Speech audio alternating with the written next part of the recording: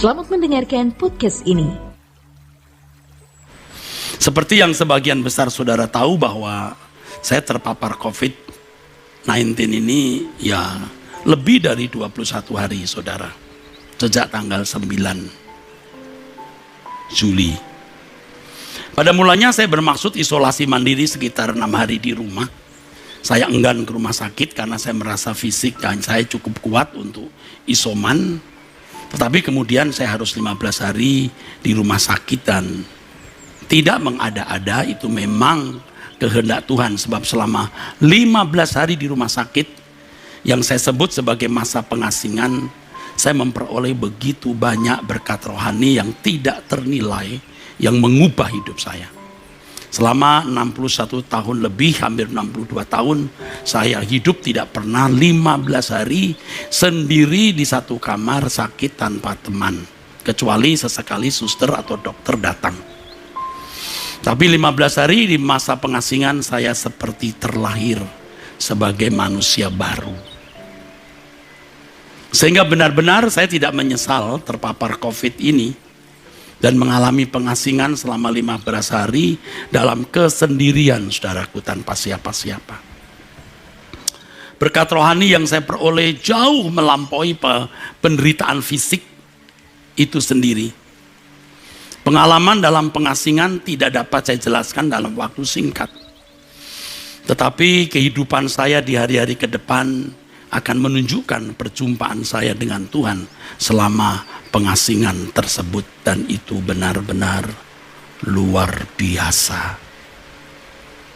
Pulang dari rumah sakit saya masih kembali isoman sekitar 4 hari, dan baru kemarin saudaraku saya mendapat keterangan setelah tes PCR saya betul-betul sudah negatif dari COVID-19. Itu pun saya dengar agak malam hari karena WhatsApp istri saya mendapat berita itu sore hari sedangkan saya sedang berdoa di ruang doa, di ruang isoman itu. Saya bersyukur atas kesembuhan yang Tuhan berikan dan saya berterima kasih kepada banyak pihak yang tidak saya sebut satu persatu yang mengupayakan kesembuhan saya. Saya berterima kasih kepada saudara-saudara seiman di sekitar saya yang sungguh-sungguh mengasihi saya dan memberikan dukungan yang penuh untuk pemulihan fisik saya. Dokter dan tim medis serta keluarga saya sendiri. Tetapi di tengah-tengah ucapan syukur ini saudaraku, tetap saya tidak bisa menyangkal adanya duka cita yang masih melekat, yang sulit disingkirkan. Duka cita karena melihat begitu banyak korban COVID. Sementara saya sakit, saya mendengar orang-orang yang saya kenal, baik orang tua maupun anak-anak muda, meninggal dunia. Saya mendengar orang-orang yang saya kenal meninggal dunia, juga saya saksikan melalui Zoom di mana mereka dikuburkan. Ada anak-anak yang meninggal sementara orang tua masih di Wisma Atlet. Dan itu benar-benar tragis. Orang-orang yang meninggal dari famili dan anggota keluarga besar mereka, dan itu benar-benar membuat goresan. Saya boleh sembuh tetapi saya mengerti ada banyak orang yang berduka cita. Dan goresan duka ini harus membuat kita tidak hanyut dalam euforia, sementara kita sembuh orang lain dalam duka cita. Banyak saudara kita yang masih berduka cita karena kehilangan orang yang mereka cintai atau masih terpapar COVID-19.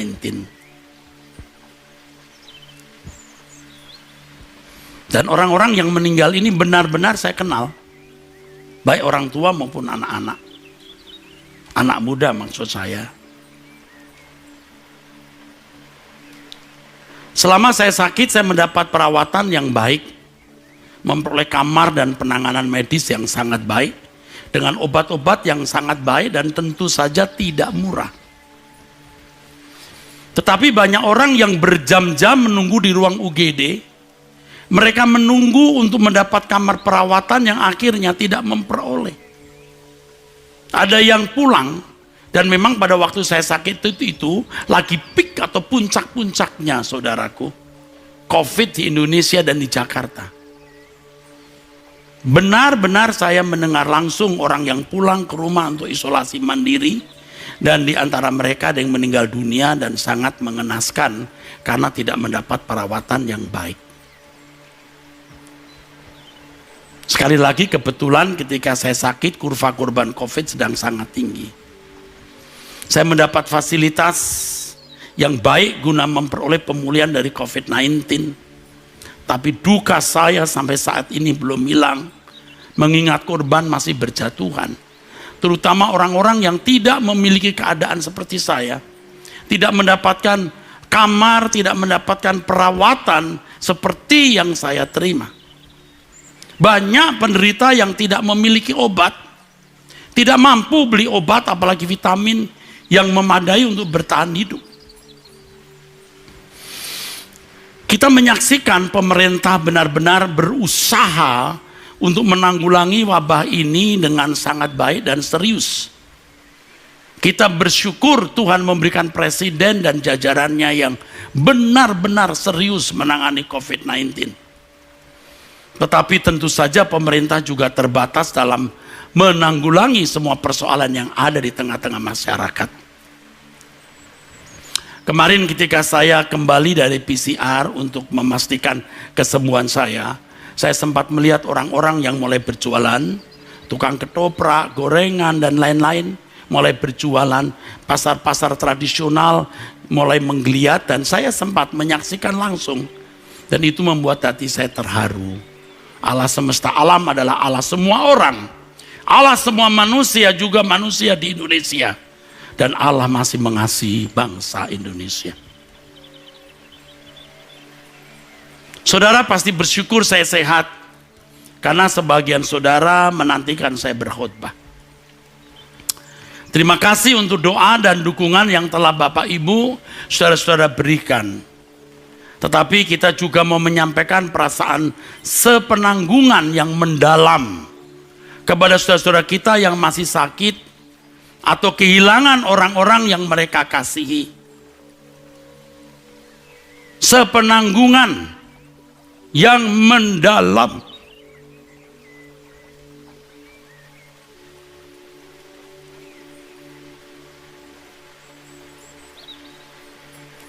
Saudaraku sekalian, hari pertama saya masuk rumah sakit, seorang gadis dari jemaat yang baik saya kenal, baik orang tua maupun gadis ini, meninggal dunia. Pada hari saya masuk rumah sakit, setelah 6 hari kira-kira saya isoman di rumah, lalu saya akhirnya ke rumah sakit, dan saya pikir daripada resiko nanti menularkan sakit ke orang rumah yang sehat, oh baiklah saya di rumah sakit saja. Nah, hari pertama itu ada pemudi yang meninggal, bukan karena COVID tapi penyakit kanker. Hari-hari sebelum saya jatuh sakit, saya sempat bertemu beberapa kali. Karena saya kenal baik dengan orang tuanya.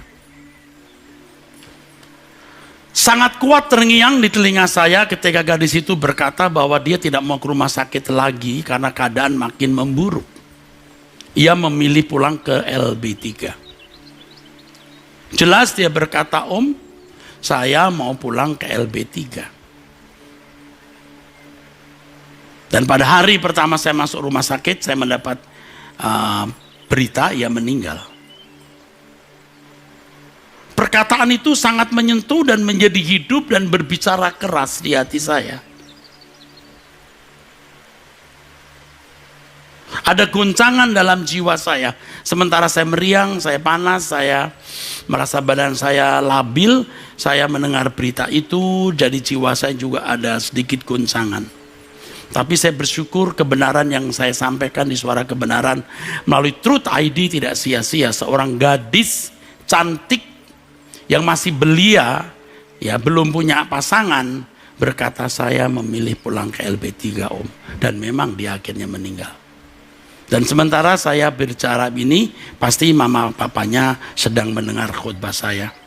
Dan orang-orang dekat saya yang mendampingi gadis itu juga pasti juga mendengar khutbah ini. Jadi hari pertama saya di rumah sakit, gadis ini meninggal dengan pesan yang terngiang di telinga saya. Ya, sementara badan saya meriang, batuk-batuk, badan saya lemas, saya menghayati betapa rentannya hidup ini. Betapa tidak berkualitasnya bumi yang sudah terkutuk ini. Saya masih ingat saya duduk di ranjang, saya melihat langit. Saya menghayati betapa rentannya hidup ini.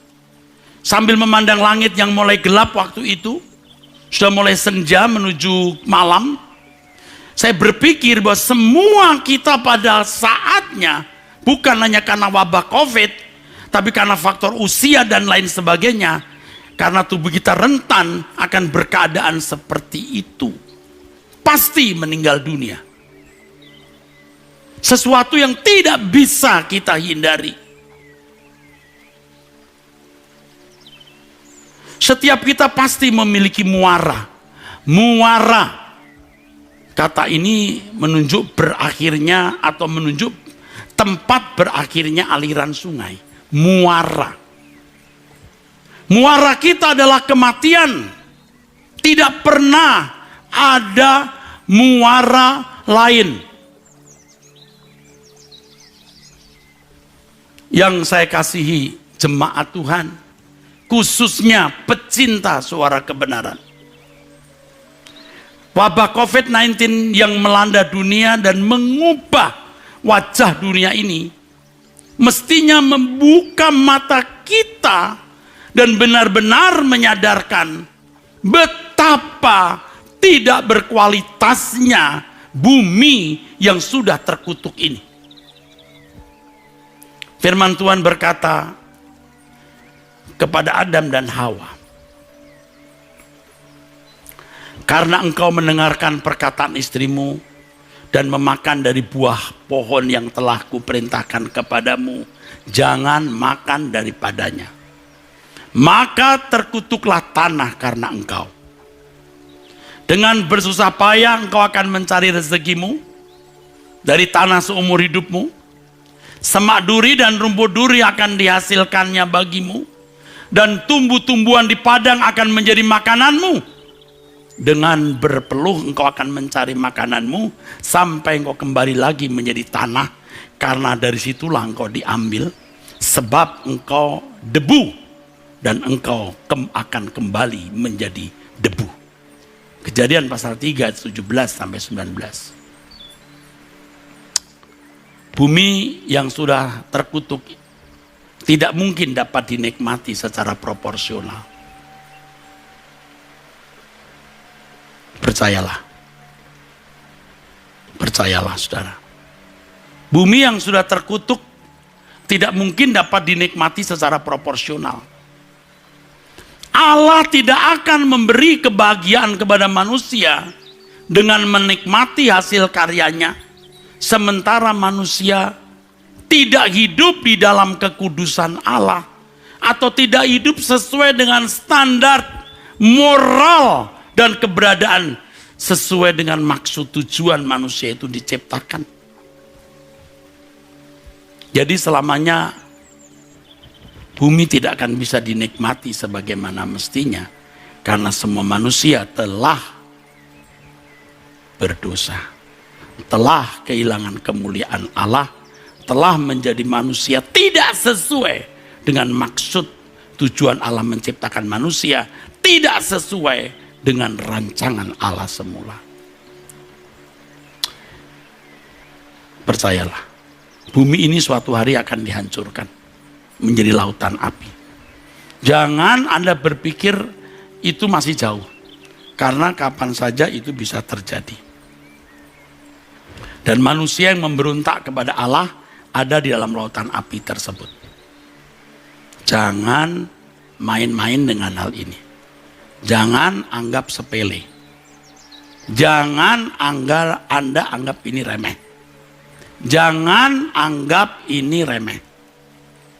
Bumi akan menjadi lautan api, dan orang-orang yang memberontak kepada Allah, yang tidak melakukan kehendak Allah, dibakar ada di dalamnya. Saudaraku sekalian, bumi telah terhukum, tetapi Allah yang kasih adanya dan maha cerdas tidak pernah gagal dengan rancangannya. Allah merancang dunia lain yang sempurna untuk didiami oleh makhluk ciptaannya, yaitu anak-anak Allah, yaitu mereka yang layak tinggal di sana. Allah tidak pernah gagal. Dan itu yang harus serius kita perhatikan, bahwa bumi pertama ini akan dihancurkan. Allah menciptakan, Allah mendesain langit baru, bumi baru. Itulah yang sering kita sebut. Kita sebut-sebut terus. Dan ke depan saya akan lebih sering sebut-sebut. Sesungguhnya inilah kabar baik, saudaraku. Manusia memiliki pengharapan. Sebab kalau tidak ada langit baru, bumi baru, manusia tidak memiliki pengharapan. Sesehat apapun manusia itu, secantik, seganteng, sekaya apapun, selesai, finish, habis, berakhir, the end. No hope.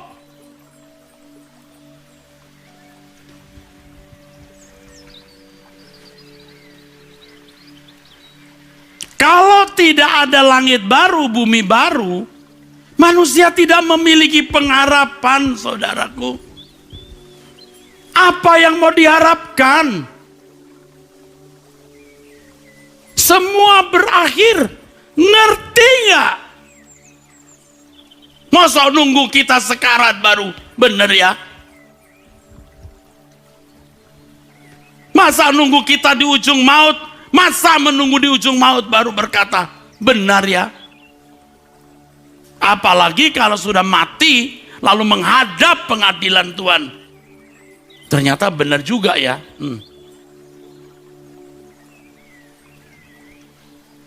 Percayalah saudaraku. Khususnya saudara pecinta suara kebenaran. Percayalah. Dan bertindaklah sesuai dengan kebenaran yang kita selama ini pelajari. Jangan hanya mau mendengar. Banyak orang berkata, Pak, kapan sembuh? Tidak sedikit yang berkata, kita sudah kangen dengar khotbah Pak Eras. Yang kangen itu saya tanya, lu mau apa? Dengar khotbah Pak Eras. Lalu mau apa? Mau tahu. Lalu mau apa? Kalau hanya mau dengar tahu, Anda tidak berubah. Percuma. Percuma. Yuk kita ditenggelamkan, immerse. Dihanyutkan oleh kebenaran ini. Kenyataan adanya langit baru, bumi baru. Ini pengharapan, saudaraku. Alkitab mengatakan sesuatu yang kelihatan bukanlah sesuatu yang dapat diharapkan. Tetapi pengharapan itu tidak kelihatan dan kita menantikannya dengan tekun. Tekun dan percaya, hanya orang-orang yang tekun dan percaya yang akan memperoleh kenyataan dari pengharapan tersebut. Dan kalau kita percaya Tuhan ada, kita percaya sebagai umat pilihan bahwa Allah yang benar, Allah yang menciptakan langit dan bumi itu Allah Israel, Allah Abraham, Ishak dan Yakub, Elohim atau Allah yang bernama Yahweh, Allahnya Musa, Allahnya Sadrak, Mesak, Abednego, Allahnya Daniel, Allah dan Bapa dari Tuhan kita Yesus Kristus. Kalau kita percaya Allah itu ada, kita percaya langit baru, bumi baru, Dia sediakan. Petrus menulis begini, terpujilah Allah dan Bapa Tuhan kita Yesus Kristus, yang karena rahmat-Nya yang besar telah melahirkan kita kembali oleh kebangkitan Yesus Kristus dari antara orang mati kepada suatu hidup yang penuh pengharapan. Kalau Yesus tidak dibangkitkan maka sia-sialah iman orang percaya.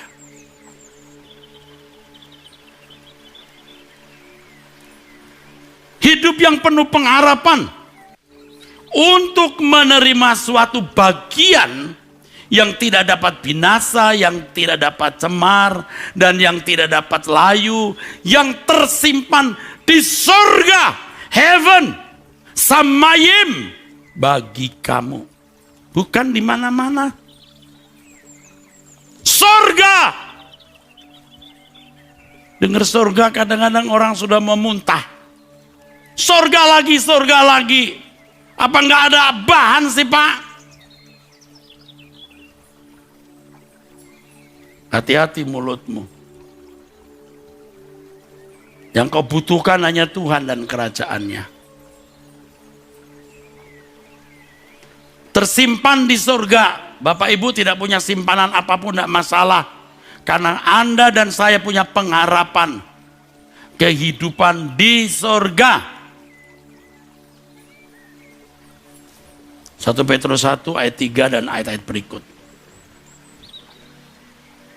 Dalam hal ini saudaraku dibutuhkan keberanian untuk mempercayai pengharapan tersebut. Dan menaruh seluruh pengharapan kita pada pengharapan tersebut. Kalau ada ditanya berapa persen kita menaruh pengharapan kita. Kalau Anda tidak 100% menaruh pengharapan saudara kepada Tuhan dan kerajaannya, Anda tidak layak untuk kerajaan itu. Saya akan jelaskan terus mengenai hal ini. 100% atau tidak usah sama sekali. Tapi banyak orang mencibir, enggak apa-apa tuh, enggak 100% saya aman-aman saja. Belum. You belum di hadapan pengadilan Tuhan. Ketika Anda tidak menghargai kerajaan surga, Anda pasti tidak menghargai Allah. You nanti akan meratap, menangis darah pun tidak akan diperkenan masuk. Baru tahu betapa celakanya orang yang tidak mendapat kesempatan di dalam kerajaan surga. Itulah sebabnya kehidupan di bumi yang sementara ini, saudaraku, benar-benar adalah hanya untuk persiapan. Hanya untuk persiapan. Guna menikmati ciptaan Allah yang sempurna di langit baru, bumi baru. Jika kita benar-benar menjadikan hidup ini persiapan. Hanya persiapan untuk menikmati ciptaan Allah di langit baru, bumi baru, maka kita baru bisa menggumuli kerajaan surga.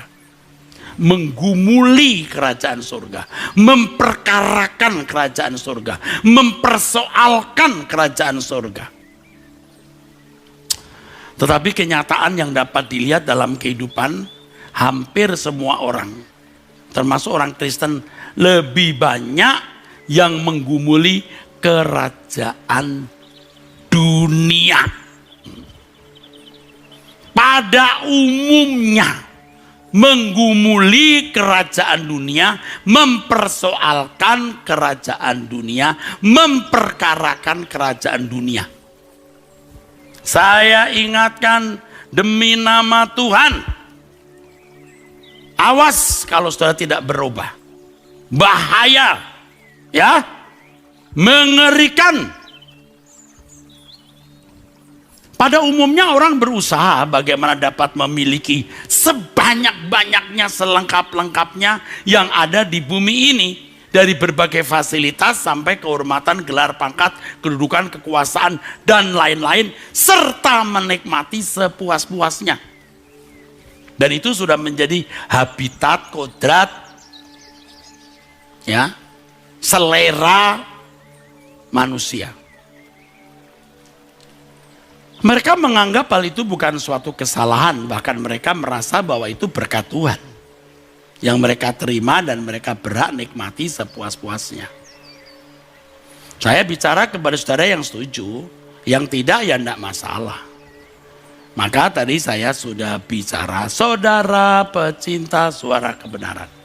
Yang tidak, ya masing-masing akan mempertanggungjawabkan hidupnya di hadapan Allah. Banyak orang tidak sadar mereka memperkarakan, mempersoalkan, menggumuli kerajaan dunia. Bagaimana bisa memiliki sebanyak-banyaknya, selengkap-lengkapnya apa yang orang lain miliki, dan dia bisa menikmatinya sepuas-puasnya, dan itulah kebahagiaan. Mereka tidak sadar bahwa mereka telah menyembah kuasa dunia ini dan terjerumus ke dalam perangkapnya.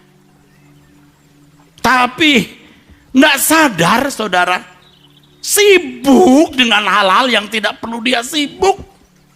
Harga diri, kepuasan diri, nggak sadar. Nah kita semua juga begitu. Tapi bersyukur kita yang sadar dan mau bertobat dan berbalik dan tidak mengulangi kesalahan yang sama. Banyak orang tidak sadar menyembah kuasa kegelapan atau kuasa dunia ini dan terjerumus ke dalam perangkapnya. Sibuk dengan hal yang tidak perlu dia sibuk. Buktinya apa? Buktinya apa? Mereka tidak merindukan langit baru dan bumi yang baru. Dan pasti tidak bertumbuh dalam kesucian sesuai standar Allah. Mulutnya itu gampang ngomong apa saja. Ini menyakiti orang atau tidak, jeplak aja pokoknya. Suka-suka gua kuat, lu mau lawan gua. Lu kuat. Silahkan deh. Tunggu waktu Tuhan. Kamu harus bertanggung jawab atas semua kata yang kau ucapkan. Setiap kalimat dalam WhatsApp dan SMS-mu. Bohong, nipu, intimidasi. Itu kerjaan banyak manusia pada umumnya.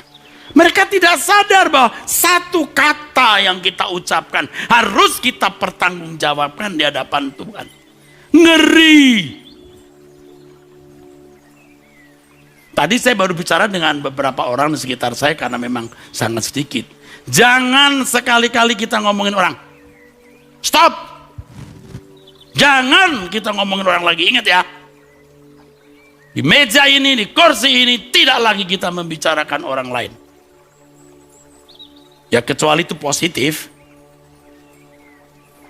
Oleh sebab itu selama kita hidup di dunia ini, kita hidup hanya membenahi diri menjadi manusia yang memiliki kekudusan sesuai standar Allah dan menjadi manusia sesuai rancangan Allah. Itu sudah membuat kita repot, bro. Ngurusin daging ini tidak mudah. Tapi kalau kita serius itu bisa hidup sebagai anak-anak Allah. Kita harus seperti bangsa Israel yang sedang dipersiapkan untuk keluar dari Mesir menduduki Kanaan. Kita keluar dari Mesir dunia menuju Kanaan surgawi. Musa memimpin bangsa Israel keluar dari Mesir.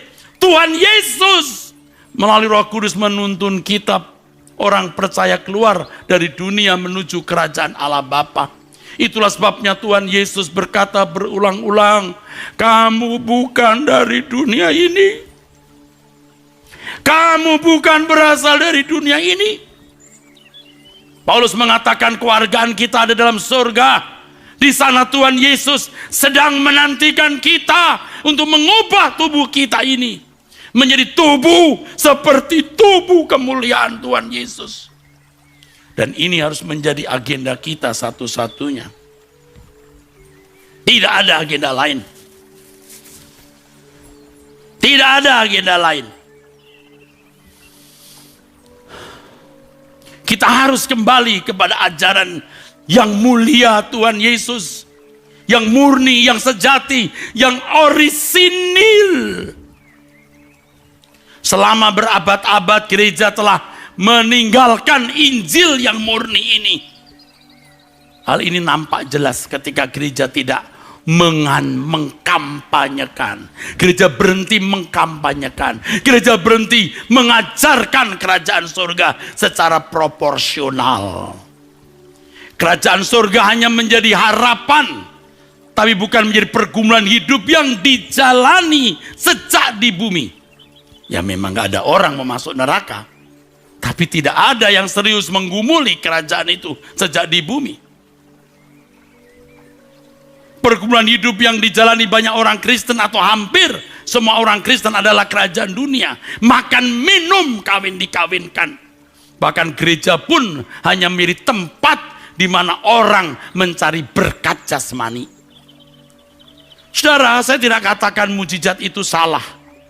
Ada orang-orang yang memang dipakai Tuhan untuk mengadakan mujizat. Mereka hamba Tuhan yang benar, menginjil, membuktikan bahwa Yesus adalah nama yang berkuasa. Ada hamba Tuhan yang benar-benar dipakai khusus untuk mujizat. Dan mereka orang-orang yang dipakai Tuhan untuk menyaksikan bahwa Yesus nama dan segala nama. Tetapi saudaraku, tidak berhenti sampai di mujizat. Mari dengar suara kebenaran. Kita harus kembali kepada Injil yang membawa kita kepada kerajaan surga. Sama dengan Tuhan Yesus, dia memberitakan Injil dengan membuat mujizat. Tapi dia mengajar supaya orang yang sudah mengalami mujizat terus dibimbing terus agar bisa diungsikan ke langit baru, bumi baru. Saudaraku, gereja telah mengalami penyimpangan, penyesatan yang telah membelenggu dalam waktu berabad-abad. Orang-orang Kristen seperti ini pasti tidak berusaha menjadi serupa dengan Yesus. Mereka tidak sungguh-sungguh berusaha untuk mencapai kesempurnaan seperti Bapa. Mestinya kita berambisi, saudara. Berambisi. Berambisi bagaimana kita bisa mencapai puncak kesempurnaan yang bisa kita capai sebagai anak-anak Allah. Sebab Alkitab mengatakan you must be perfect, kamu harus sempurna. Kita harus ambisi bagaimana memiliki kesucian setinggi-tingginya sesuai dengan yang Bapa inginkan. Kuduslah kamu sebab aku kudus. Jangan memindahkan ambisi kita kepada yang lain, saudaraku. Pokoknya aku mau sempurna seperti Bapa, serupa dengan Yesus. Aku mau memiliki kesucian seperti yang kau inginkan, Bapa. Aku tahu itu mustahil bagiku, tapi tidak mustahil bagimu.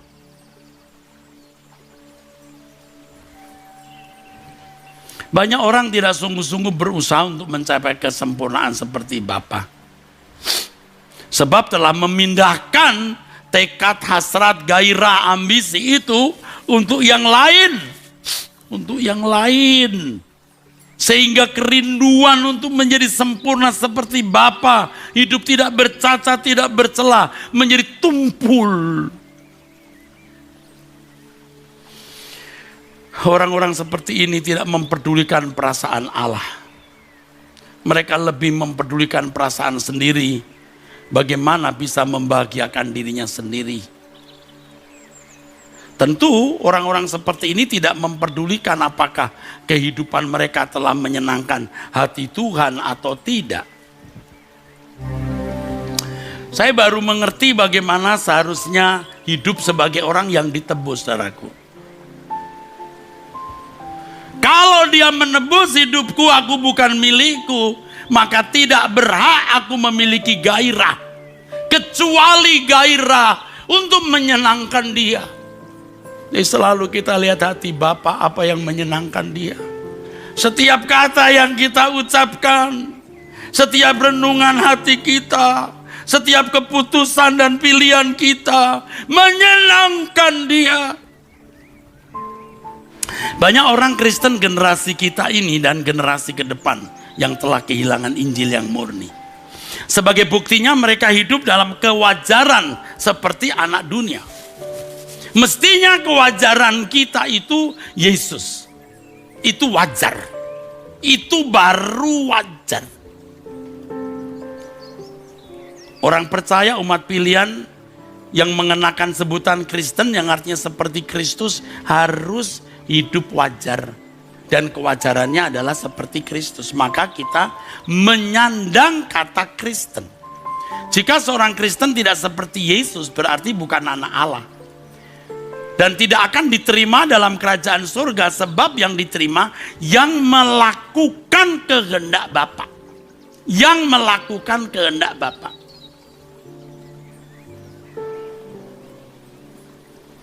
Kita harus pertanyakan kepada diri masing-masing. Saudara sudah melakukan kehendak Bapa belum? Kalau belum, berarti ya tidak akan masuk ke dalam kerajaan surga. Sebab Tuhan Yesus yang berkata, bukan setiap orang yang berseru kepadaku Tuhan, Tuhan akan masuk dalam kerajaan surga. Melainkan dia yang melakukan kehendak Bapakku yang di surga. Tuhan yang bicara. Ini tidak boleh ditafsirkan macam-macam. Tidak melakukan kehendak Bapa, tidak masuk. That's it. Jelas. Kurang apa? Maka kita pertanyakan. Kita sudah melakukan kehendak Bapa belum? Yesus adalah model atau prototipe atau potret dari anak Allah yang prinsip hidupnya melakukan kehendak Bapa. Jadi melakukan kehendak Bapa itu standarnya Yesus. Tidak ada yang meleset yang dia lakukan. Dan kita harus berambisi untuk itu. Dan mestinya itu agenda kita satu-satunya, bukan yang utama atau prioritas. Satu-satunya. Tidak heran kalau Yesus berkata, tunjukkan kalau aku punya kesalahan. Ini bukan berarti Yesus tidak bisa salah. Dia bisa salah, tapi dia tidak memilih salah.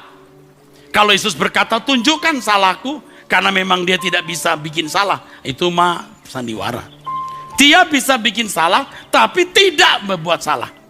Ini menunjukkan bahwa memang Yesus serius dalam kepatuhan kepada Bapa di surga.